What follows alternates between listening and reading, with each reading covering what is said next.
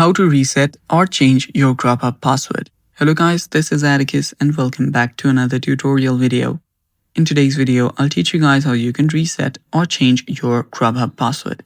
So without any further ado, let's dive right into it. First steps first, open up your Grubhub app.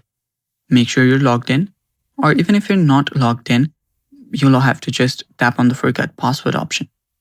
So if you're logged in, you'll have to change your password by going to the account section on the bottom right. Then you'll find the password option. Tap on password.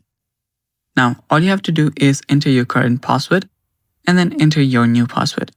As you can see, there is password policy available here that your password needs to be at least one lowercase letter, 8 or more characters, at least one number and one special character, and one uppercase letter. So yeah, you cannot match the username, and those are the password policies in this Grubhub.